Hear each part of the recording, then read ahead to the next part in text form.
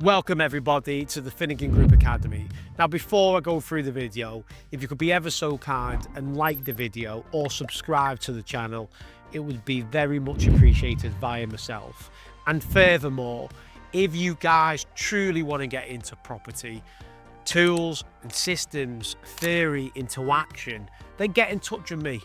Go via the website, book an appointment with me today, and ultimately let's build a property portfolio as I've built for myself over the years for yourself.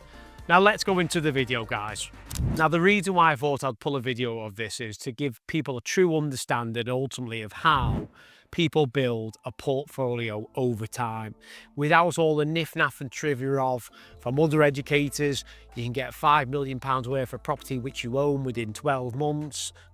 Fundamentally, I do not know anybody out there who can rinse and repeat deal after deal after deal after deal to build a portfolio of 5 million unless you have over 2-3 million within the bank. So you can go quick and dirty very quickly, acquiring the right properties at multiple times, renovating them coherently together and refinancing together. If you was like me 8 years ago, you will go through the process of juggling one,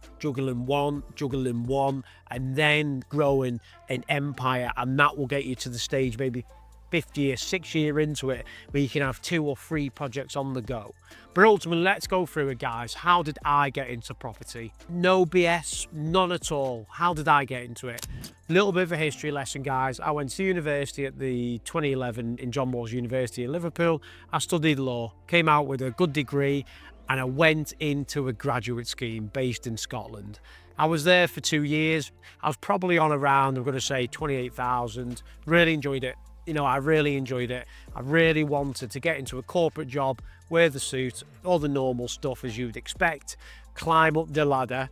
I wanted to be in that type of environment, but more importantly, I didn't know I was in the rat race at that point in time, but I did, guys.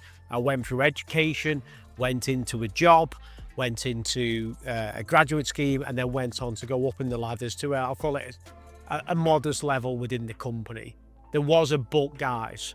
When I was around 4 years within that same company, I always remember to this day, I went into the senior line leader and HR and asked for a pay rise. And the reason behind the pay rise is, guys, same way is what everyone else will out there be thinking is, I'm doing well above and beyond my job, what I'm actually brought in to do, and my responsibility is higher, and therefore, from my perspective, it warrants more cash. Now, get this, guys. I was on around that time, I'm going to say about £35,000. Relatively good from a salary perspective. I was in a good company. The company did look after you as an employee, but I was on around £35,000. I was doing around 55 hours a week and so on and so on. How much did I ask for as an increase? Not much, guys. I asked for roughly around, let's round it up to 39 to 40,000. So a jump from a 4,000 to a £5,000 increase within that job. What did they turn around and say, guys? They said no. They said ultimately, there's a freeze on any, pound note increases to people's salary. There's no grade bumps you can get up. The answer is no. And I thought, do you know what? I'm going to do something different. So I had many friends within the same company who were contractors. And what contractors are self-employed individuals who are bums on seats to cover a job whilst the main employee is trying to find someone permanent to fulfill that role. And there's loads of different roles out there, but because of the risk of a contractor, ultimately you get paid more. Now, if I go back to my situation before I take you through how that all played out, at that point in time, I had a 2 up, 2 down in Liverpool. It was bought for peanuts, guys, really cheap back in 2018.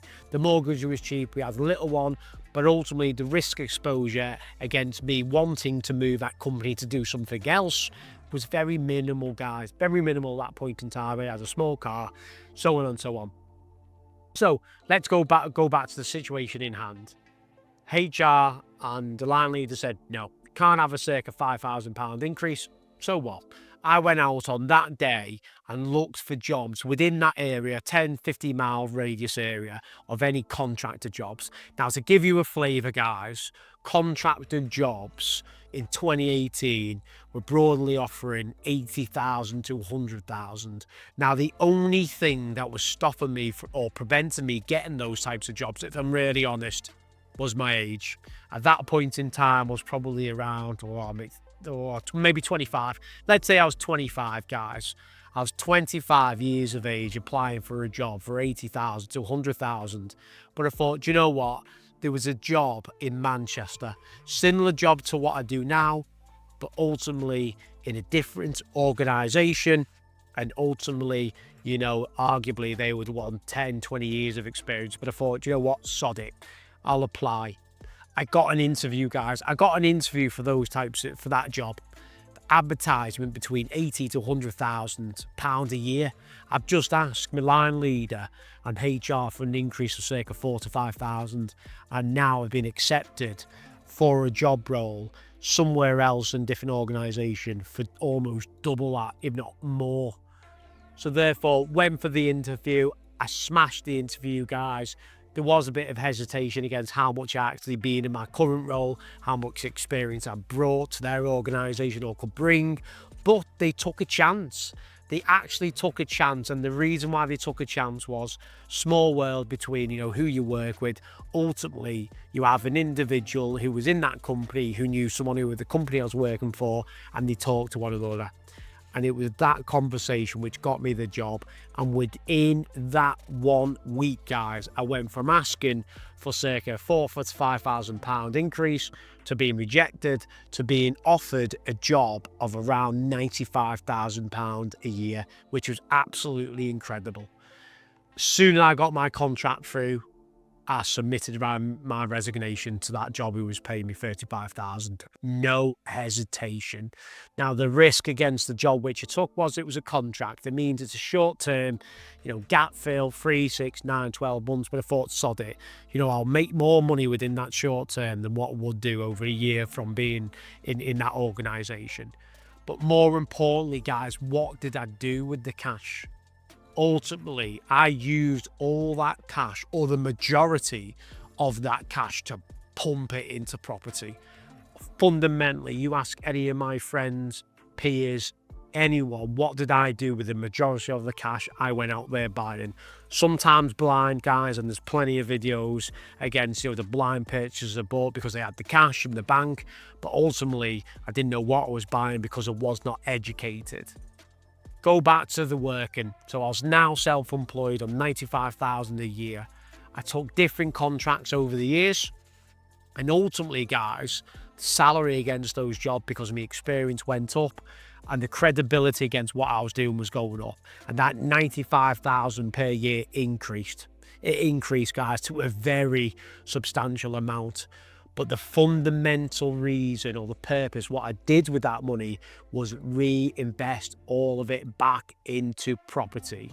And that meant I could buy properties in Liverpool before Article 4 kicked in, pump it into the trades to make sure it was renovated in time, and ultimately refinance it back out. I was comfortable from an ROI perspective against how much was left in the deal because I had a high paying salary job. But ultimately, guys, those jobs and those contracts which I managed to secure and gain the pound note over the years allowed me to pump it very quickly into property across Merseyside. Now, the only but is, guys, I'll go back to education. If someone would have guided me through 8-7 years ago against, I've got this cash available, but ultimately I'm pumping it into the wrong areas and the wrong homes. If someone would have educated where to redirect that money, I would have been in a far better place. I would have had a portfolio, not just 5 million, but maybe 10 million. And if you look at the likes of South Manchester, it went all the way up through the roof. And if I go back to 2019, 2018 timescales when those properties were available and all that good stuff, they were relatively low. Capital appreciation smashed through the roof. Merseyside in respect to Liverpool. Capital appreciation has been good, but ultimately slower than other areas. Go back to education. If someone would have took me through or guided me through the tools and the systems at a point in time, I could have redirected all that money and pumped it back into the areas and properties which would have made me more money. But so what, guys? Ultimately, at the end of those 8 years, I've now come out with a solid portfolio, you know, a true portfolio which I can evidence it round to my investors. I can evidence round it to the people who are trained. Anyone who wants to see any of the houses of which I own, even if the sister companies, Titan Lettings, I can do that. I can clearly evidence it through the documents I provide, through the videos I provide. I have put my cash into property, and by God, it's the best thing I've ever done. That portfolio generates gross over 30,000 per month, guys. Just think about that for a moment. 30,000 per month. I go back to education though. If I was directed and pumping that cash when I was working into the right properties, it could have been 50, 60,000 a month. But hey-ho, over the 8 years, I've come up with a solid portfolio, and the narrative to support how I got that portfolio is very clear.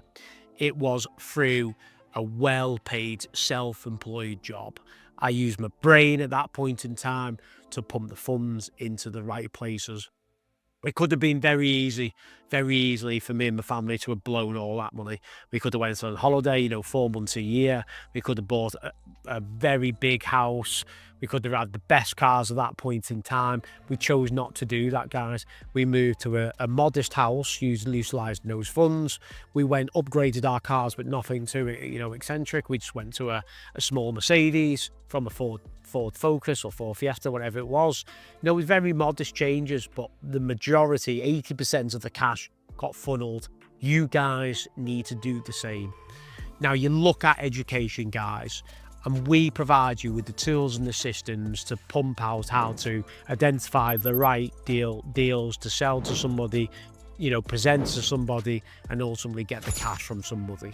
We present the tools and the systems to get you through the BRR process, but ultimately it comes down to, if you want to buy property, you will need a substantial amount of cash. Even if the purchase is 70,000, 25% of 70,000 is X amount, and you'll need to demonstrate that you've got sufficient funds to do the renovation. It goes back to education, guys. You could be utilising, you know, investor funds to actually do the refurb, but set up your CT61 form so you're paying the tax. Different videos for different days. Education is key. There's loads of different ways, guys. But on my journey, I went through the paid salary job, then self-employed, utilised the cash.